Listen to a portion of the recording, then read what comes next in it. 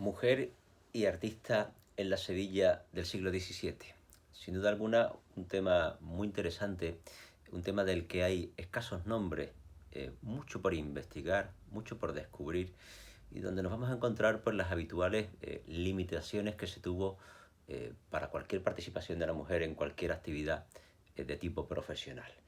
Si hacemos un análisis rápido de la situación de las mujeres artistas en la Sevilla del siglo XVII, lo primero que nos llama la atención, evidentemente, es la escasez de nombres. Nosotros nos vamos a centrar en esta intervención fundamentalmente en tres de los más conocidos: Josefa de Óbido, Luisa Roldán y Luisa de Morales, una pintora, una grabadora y una escultora. Las tenemos que enmarcar en un contexto en el cual los talleres gremiales en Sevilla tuvieron una enorme importancia, estaban muy reglamentados, estaban muy organizados y tenían una gran fuerza profesional, de forma que se expandía la obra que se hacía pictórica, escultórica, desde Sevilla se expandía no solamente por Andalucía, no solamente por España, sino por el Nuevo Mundo, es decir, surcaba hacia otros lugares de Hispanoamérica. Los grandes talleres que van a marcar digamos, la creación artística de la Sevilla del siglo XVII, yo creo que están muy diferenciados. En la primera mitad del siglo XVII podríamos señalar como gran centro creador el taller de Juan Martínez Montañés, podríamos señalar como grandes centros pictóricos el taller o los talleres de el propio Herrera, Herrera el Viejo, o el propio Francisco Pacheco. Y si tuviéramos que hablar de la segunda mitad del siglo XVII, casi con toda seguridad, bueno, pues el taller que lo eclipsa todo, que lo colapsa todo, es el taller de Pedro Roldán. Bueno, pues en todos esos talleres es muy difícil encontrar el nombre de una mujer, a pesar de que en el círculo que hay alrededor evidentemente se movieran mujeres, tanto en los talleres de la primera mitad del siglo como en los talleres de la segunda mitad del siglo. ¿Qué quiere eso decir? Bueno, pues que el taller, a pesar de ser el centro de reunión, el centro de formación de los grandes artistas del momento, las mujeres siempre estaban con una especie de lugar secundario, de lugar solapado, que normalmente basaba su propia formación en la formación por un familiar muy cercano.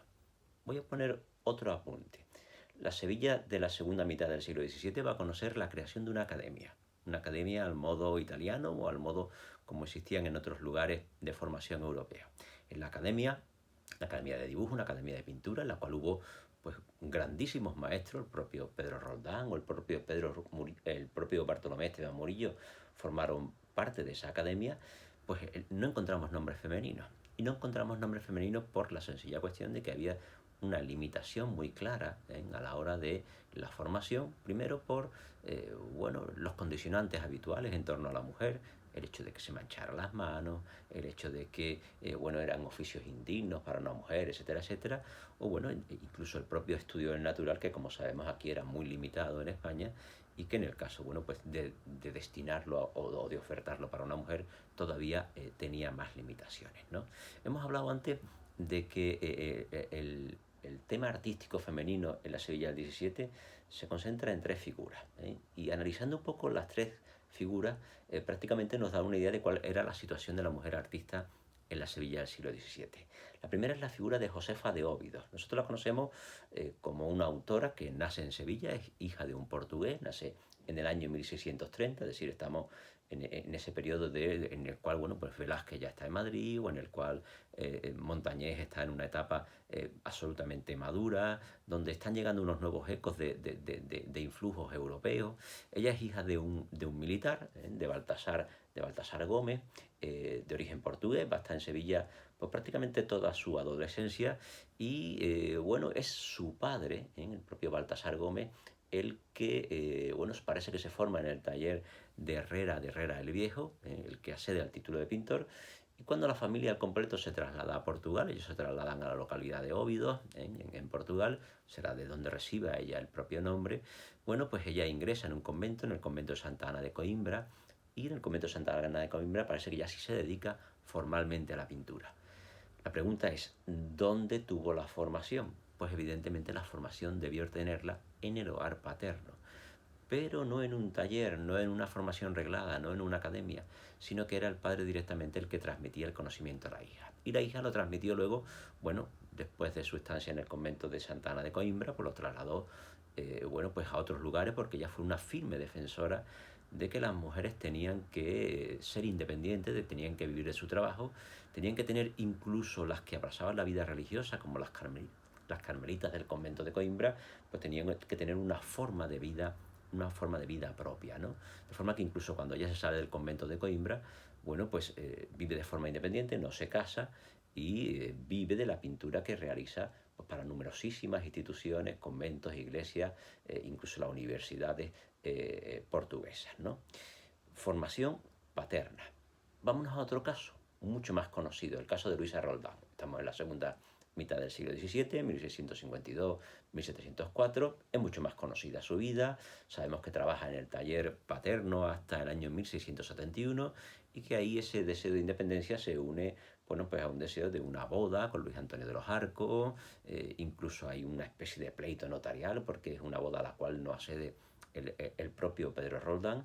Pero lo que a nosotros nos interesa desde el punto de vista de su formación como mujer y como artista es como si a partir de 1671 ella se independiza. Ella va a Cádiz en 1686 con un taller propio, firmando sus propias obras, o incluso consigue trasladarse 2 o 3 años más tarde, en 1688, a Madrid, y consigue que nada más y nada menos se transforme en una escultora de cámaras de la Casa Real Española, primero de la corte de Carlos II y después de la corte del nuevo monarca Borbón, de Felipe V. Lo más curioso de todo esto es ver cómo Luisa Roldán también tiene una formación que va unida a la figura paterna, es decir, ella, igual que algunas otras de sus propias hermanas, forma parte de ese taller paterno, un taller importantísimo que hay que entenderlo pues al modo de los grandes talleres europeos donde participaban muchísimas personas y donde la producción era casi industrial para abastecer no solamente a España, sino a buena parte de Hispanoamérica. Y bueno, pues esa formación de esa mujer que alcanzó el mayor grado de las pintoras, o de las escultoras, perdón, en este caso de la Sevilla de la segunda mitad del siglo XVII, pues es una formación paterna, es decir, sigue estando muy limitada al círculo familiar. Vamos a poner un tercer ejemplo para entender un poco la situación de las mujeres en la Sevilla del 17. Luisa de Morales. Luisa de Morales nace en 1654 y es la hija, su nombre real es Luisa Rafaela de Valdés Morales, es la primera hija del pintor Juan de Valdés Leal. Aunque ella nace en Córdoba, pero se traslada muy pronto a Sevilla, y tanto ella como su hermana María de la Concesión van a ser pintoras. Tenemos muy pocas noticias sobre su creación, pero sí sabemos que el propio Palomino o que el propio Sean Bermúdez ya nos dan noticias de que ella firmaba como pintora, había sido educada en el propio taller del padre, de Juan de Valdés Leal, y bueno, conocemos algunos detalles de su vida, de su vida, de su perfil biográfico, ¿no? Por ejemplo, el hecho de que se casara con Felipe Martínez, un conocido escultor, el hecho incluso de que se separara posteriormente de él, pidiendo una nulidad matrimonial que no llegó, y de cómo ella vuelve al taller paterno cuando se produce ese divorcio, ¿no? O esa separación, ¿no? Eso nos está hablando de que esta pintora, de la cual conocemos algunas obras firmadas, algunos grabados, por ejemplo, los que realiza para la obra de la canonización de San Fernando, las fiestas de la Iglesia Metropolitana, el famoso libro Desde la Torre Farfán. Bueno, pues sabemos que algunos de los grabados de ese libro están firmados por la propia Luisa de Morales, ¿no? Y hay noticias, ya son un poco noticias paralelas, que nos hablan de que ella era policromadora de imágenes, es decir, esto es pues, bastante frecuente en la época, la colaboración en que hay, pues, por ejemplo, entre este propio Valdés Leal o sus hijos con el propio taller de Pedro Roldán que comentábamos antes. Bueno, pues ella parece que policroma algunas de las obras incluso del propio taller de Pedro Roldán, pero siempre bajo la tutela, siempre bajo la supervisión, siempre bajo incluso la firma, en muy pocas ocasiones firma la pintora del taller paterno. Un último apunte, una hermana de Luisa Morales, una hija también de Juan de Valdés Leal, profesó como monja en el convento de cistercienses de San Clemente y también es una mujer que sabemos y que está notificado que estaba catalogada como pintora. Pero sin embargo prácticamente desconocemos su obra, es decir, podemos suponer que al igual que Josefa de Óbido fue una pintora que debió hacer obra en el monasterio de cistercienses de San Clemente y que quizás alguna de esas obras que son obras de Juan de Valdés Leal, como el San Fernando que hay a los pies del coro, o esas obras que están sin terminar y que están terminadas por Lucas Valdés en toda la zona de la cúpula y del presbiterio de la iglesia del monasterio de San Clemente. Pues ¿por qué no? Su hermana o su hija, en este caso María, que fue monja del convento, podría ser también una de las autoras que están ahí en un plano oculto. Conclusión final a la que podríamos llegar. Existieron las mujeres pintoras, las mujeres escultoras, las mujeres que hicieron grabados en la Sevilla del siglo XVII, pero siempre estuvieron supeditadas por una doble condición. Primero, su condición de mujer, que evidentemente en el siglo XVII era una gran limitación, y segundo, en esos condicionantes que para las mujeres artistas se tenían en aquella Sevilla que era muy cerrada. Eso hace que su formación vaya muy unida a la figura paterna, a la figura del taller de los padres, a la figura del taller de un familiar, y que todavía quede mucho camino por andar para ver cuál es realmente su obra y dónde están aquellas obras firmadas por la familia paterna, por los padres, que luego son realmente realizadas por las hijas